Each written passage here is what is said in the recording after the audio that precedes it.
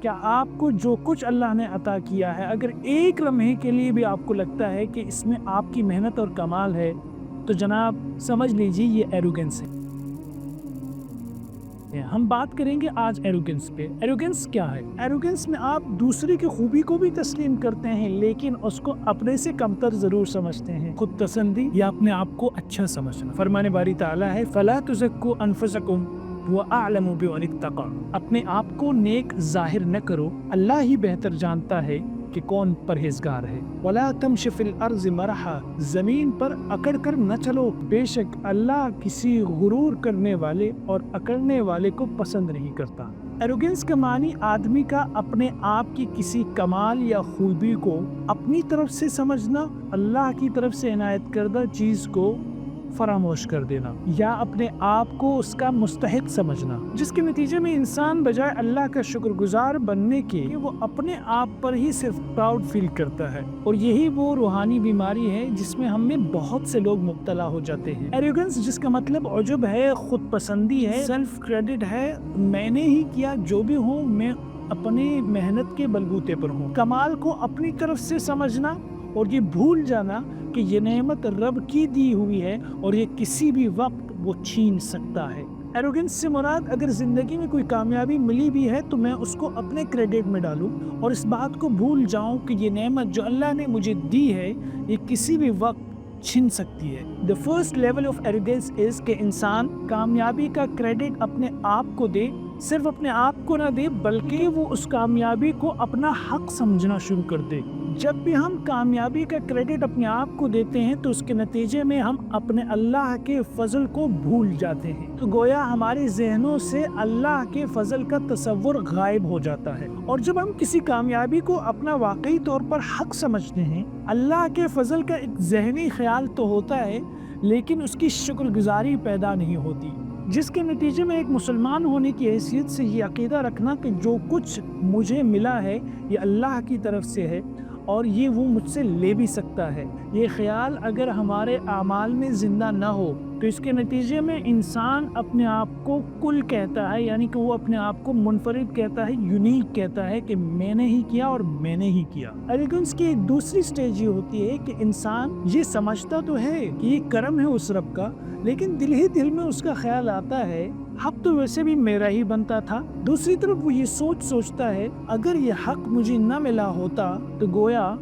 میری حق تلفی ہوتی۔ ایسا آدمی اللہ کو منعم تو مانتا ہے کہ اس نے انعام کیا، کرم کیا، لیکن وہ اللہ کا شکریہ ادا کرنے کے قابل نہیں رہتا۔ ایروگنس کا ایک لیول یہ بھی ہوتا ہے کہ انسان دعویٰ کرتا ہے، دعویٰ اس بات کا کرتا ہے کہ میں اس معاملے میں اوروں سے کچھ بہتر ضرور ہوں، اس انداز سے کہنا کہ میری میں اور کمی کوتاہیاں ہوں گی لیکن اس معاملے میں میں اوروں سے کم از کم اچھا ہوں۔ اور یہ ایروگنس کا وہ لیول ہے کہ جس میں شیطان بھی انسان کو تسلی دیتا ہے کہ تم اس لیے بات کر رہے ہو تاکہ اور لوگوں کو احساس ہو جائے، لیکن وہیں پر آپ اپنی خود نمائی کر جاتے ہیں۔ دیکھا جائے تو تکبر کے بعد عجب ایک ایسی بیماری ہے کہ تکبر میں تو انسان اگلے کا بالکل سرے سے انکار کر دیتا ہے کہ آپ تو کچھ بھی نہیں، میں ہی میں ہوں۔ ایروگنس میں آپ دوسرے کی خوبی کو بھی تسلیم کرتے ہیں لیکن اس کو اپنے سے کمتر ضرور سمجھتے ہیں۔ How can I know کہ ایروگنس کی بیماری مجھ میں بھی ہے؟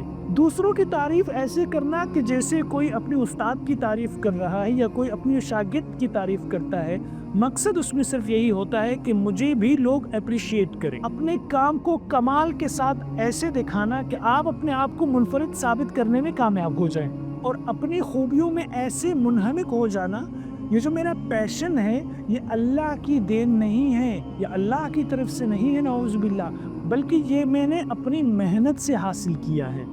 ایروگنس میں مبتلا شخص جب بھی بات کرتا ہے تو ضرور ایسے جملے کہے گا لیکن میرا تو یہ خیال ہے، میں اس بارے میں یہ سوچتا ہوں، میں آپ سے بھی آگے کی بات کرتا ہوں، اس طرح کے جملے سننے کو ملتے ہیں۔ مزے کی بات یہ ہے تکبر کرنے والے شخص کے مقابلے میں جس میں ایروگنس ہو تو وہ بہت خوش اخلاق، خوش مزاج اور ملنسار ہوتا ہے۔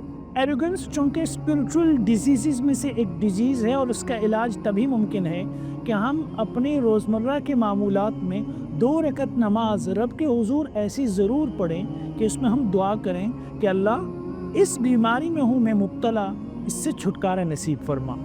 بعثت مسلمان درود شریف کا اہتمام کرنا بھی لازمی ہے۔ صحابہ اور اسلاف کی آپ بیتیوں کو پڑھنا کہ ان اللہ کے ولیوں نے کیسے زندگی کے نشیب و فراز میں اعمال کا اہتمام کیا۔ اگر ہمیں اپنی کسی خوبی یا اسکل پہ بہت فخر ہوتا ہے، اسی میں ہم ڈوبے رہتے ہیں، ہمیں چاہیے کہ ہم اس فن سے منسلک بڑوں کی شاگردی اختیار کر لیں۔ اور انسان جس بھی چیز کی وجہ سے ایروگنٹ ہوتا ہے، ایروگنس کا شکار ہوتا ہے، اسے چاہیے کہ اپنی اس خوبی کا واویلا کرنے کی اس شاعر کے بقول سادہ سی زندگی گزارنے کو ترجیح دے۔ ایسے رہا کرو کہ کریں لوگ آرزو، ایسا چلن چلو کہ زمانہ مثال دے۔